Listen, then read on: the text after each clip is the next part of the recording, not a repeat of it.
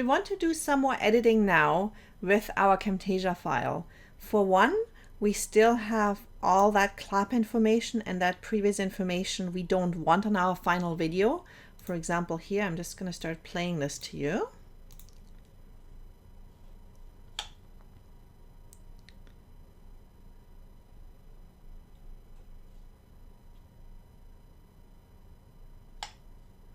Clap. Why am I clapping? More about that in a moment. But first, I want to welcome you to our sample video. We'll be using this video as an example, and I'll show you the different tools and techniques in Camtasia. And as you can see here, I had a little blooper happening. I wasn't completely clear on what to say next. I think I outran with my eyes my teleprompter or something like that happened. So this is quite common. You have to start over. In this case, I had to go back and set up my teleprompter again, start that fresh. But I didn't want to start on my recording. I had my Audacity recording set, I had my video recording set, so I just wanted to keep going. So as we scrub through here, you'll see me going to set up the teleprompter and setting back up, and then I'm starting again to talk. So I really don't want to have all that running around clapping on my final video. So I'm just going to move my playhead just shortly before where I just started to talk. And I usually scrub through a little bit to make sure that my start image is something that's not me with closed eyes or me standing in a weird way like this. So I want to try and find a position where I either smile, and I want to give it a couple seconds just before. Here is a good spot for me. So let's cut the video here. And cutting the video starts by splitting the clip. So I'm with my playhead at a spot where I like myself on video. So that's really important. And I'm just going to click on my track, and we're going to go onto that split here. And you can see now, if I zoom in a little bit more, we no longer have one track, we have two separate tracks. I can actually take this and I can move this away. I'm just going to bring it back for a second. And I also want to split my video track at the same time. So now I'm going to click on my video track, and you can see once you clicked on a track, it turns blue. The track I don't have selected is gray, and the track I have selected is blue. So I'm also going to take that video and split that. And now I'm going to take this part here and simply delete it, and take this part here and simply delete it as well. And now we can see we have a new starting point, and we go from nothing to a good start. Let's just watch this for a second. Clap. Why am I clapping? More about that in a moment. I want to welcome you to our sample video. We'll be using this video as an example as I show you the different tools and techniques in Camtasia.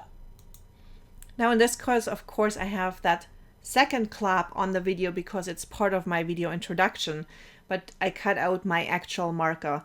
When I did this clap, it also wasn't the full strength. I do a higher mark clap when I do my sync, but this is simply to use as part of my text of my script for my video.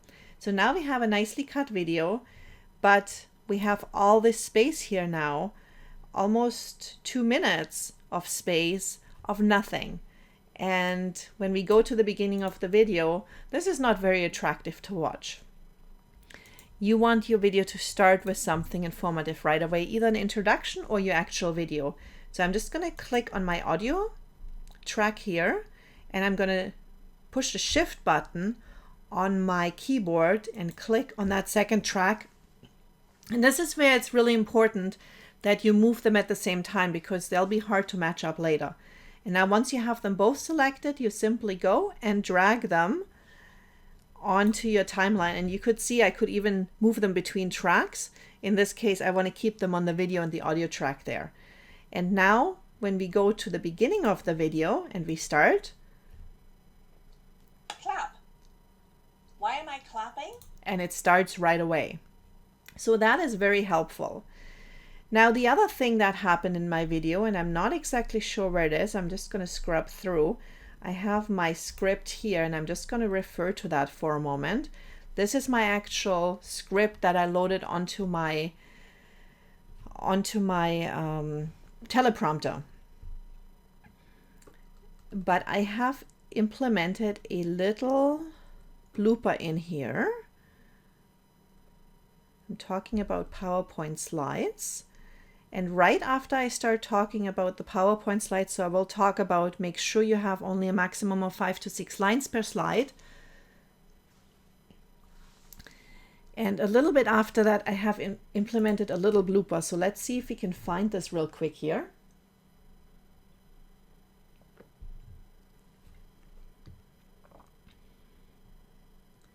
My guess would be somewhere around here. Here's a better way of creating your PowerPoint slides. Create your speaking points in bullet form. That makes it much easier to follow. You can choose to have and this is something you'll be doing quite frequently. You have to scrub through your video. And we're already almost here. You can see here, create your speaking points in bullet form. It makes it easy to follow. This is exactly what we just had. So somewhere around here is probably where my little blooper happens. What do you do if you have a lot of information to share?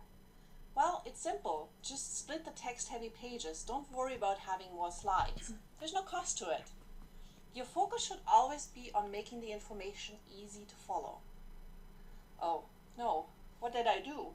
I completely forgot what I wanted to say next. Has that ever happened to you? When you're recording a video, you don't need to worry about it, and I'll show you how to edit out those little bloopers like this. They happen. When this happens during a recording, just take a moment to backtrack, refer to your notes if you have to, take a deep breath, and most important, add a little silent pause so you can split your tracks later. So you can see I have a little blooper here. And I want to edit it out now, and I have done exactly what I recommended in the video. I have a silent pause here. You can see there is, as I move my playhead, there is nothing on my audio track just for a moment, and I'm pretty sure it started here somewhere. Let me just double check. What do you do if you have a... No, it started earlier. Make sure you show a maximum of 5 to 6 lines of text on your slides. This allows you to keep your type size fairly large. This is especially important if you're doing a live presentation, because then you need to keep in mind that there's people in the back of the room who have a much further distance to your projection screen. What do you do if you have a lot of information to share? Well, it's simple. Just split the text-heavy pages. Don't worry about having more slides. There's no cost to it. Your focus should always be on making the information easy to follow. Oh, no. Here we go, and I found my starting point of my blooper. And those bloopers will happen. The big thing about it is you don't want to start your recording over when they happen. You can edit this out. So what we're going to do right now is we're going to split this, and we can see we have a little gap here, and we have that big end gap right here. So what we're going to do is we're going to just take this area here and highlight it, and we're simply going to cut this section out.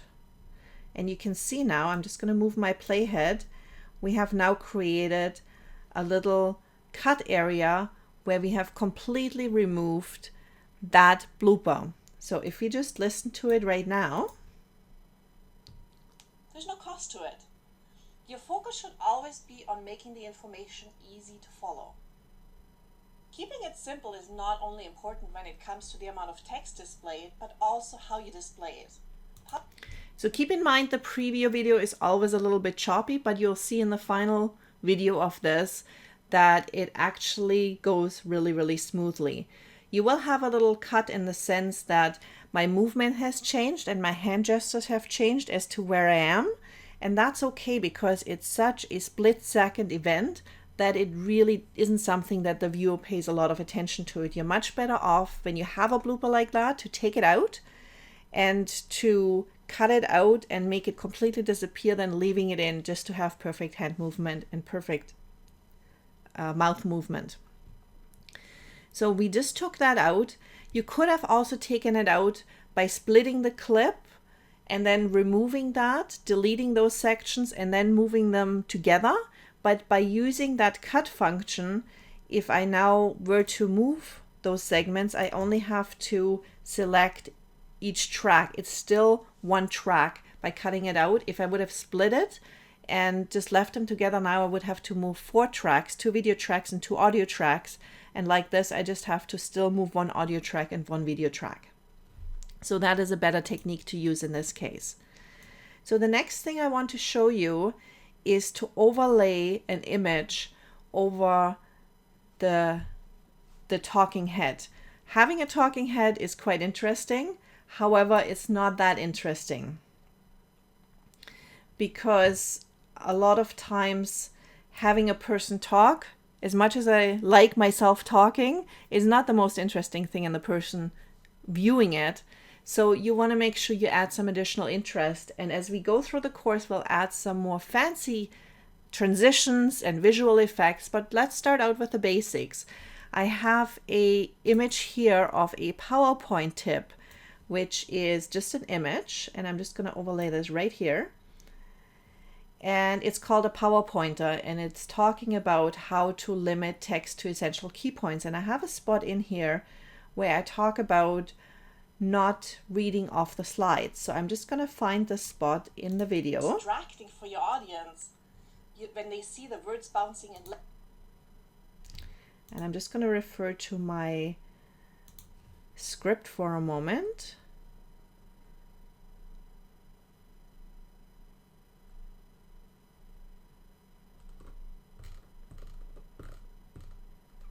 And it is a little further in the front.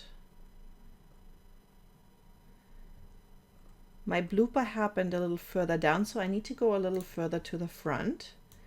And this is now quite interesting because that little blooper becomes a marker for me. I know where I'm at in my script. And as you add other visual effects, you will go through it piece by piece. Typically, you start in the beginning of your video and you just start listening to every piece, and then you start adding your visual effects to that. But because we're doing a demo here, I'm kind of sitting in the middle. And starting from there, let me just see where I'm at here. Here's a better way of creating your PowerPoint slides. So this is talking about too much text. There's an old saying, friends don't let friends use PowerPoint. How many of you have sat through a PowerPoint presentation where the slides were filled with so much information that you could hardly read any of it? And a presenter who did his best to read the slides word for word for word. That's exactly the spot I want to get to.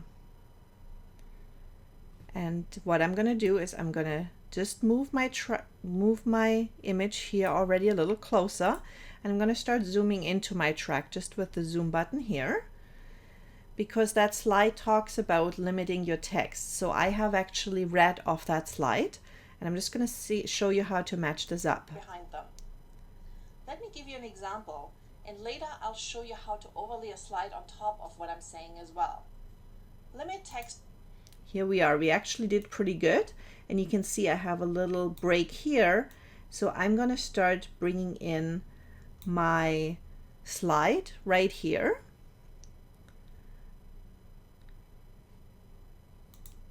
Limit text to essential key points and don't type out your message word for word.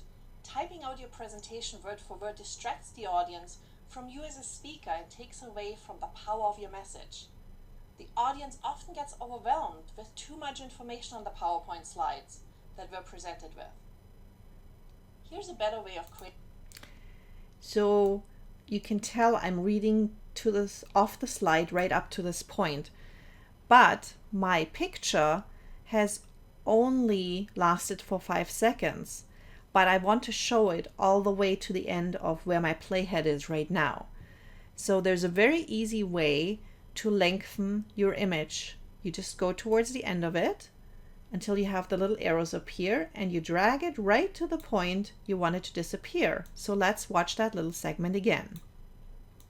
Slide on top of what I'm saying as well. Limit text to essential key points and don't type out your message word for word. Typing out your presentation word for word distracts the audience from you as a speaker and takes away from the power of your message. The audience often gets overwhelmed with too much information on the PowerPoint slides that we're presented with. Here's a better way of creating your PowerPoint.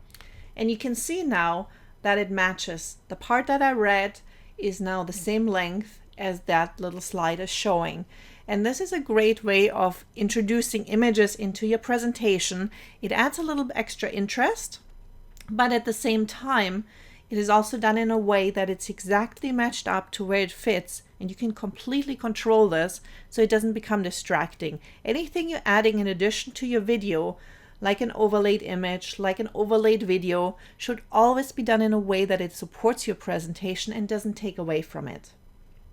So I have one more area where I want to add an additional visual on top, and this is here in the end where I start talking about visual effects flying into the screen. Let's just see where this starts. And we'll use that as a clip throughout, and I'll show you how to cut out the pieces you don't want. We'll combine audio tracks and later it must be a little further. Experiment with. The problem is they're also very distracting for your audience. When they see the words bouncing in letter by letter by letter by letter, and those wild.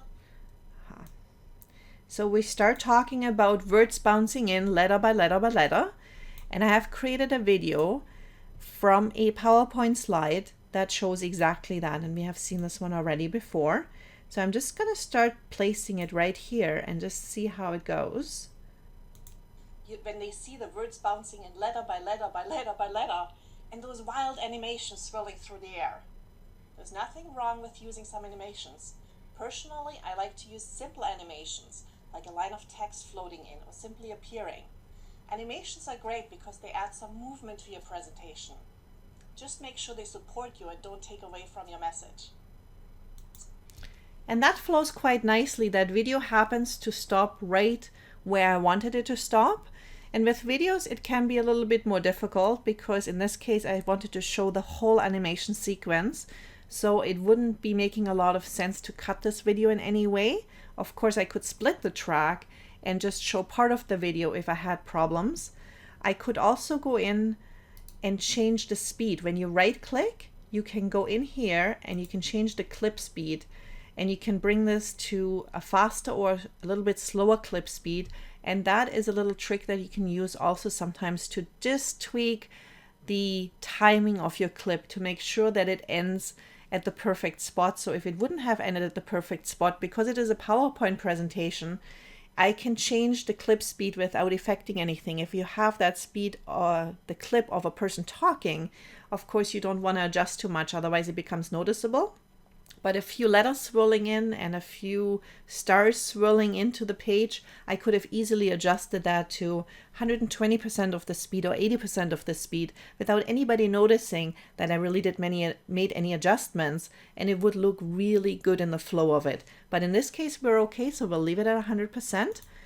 And that gives you a basic overview of how to bring some additional media in on top of your actual audio and video clips, and how you can take out a little blooper with the cut function, and how you can split a clip and move a clip on your timeline to get you started with your editing.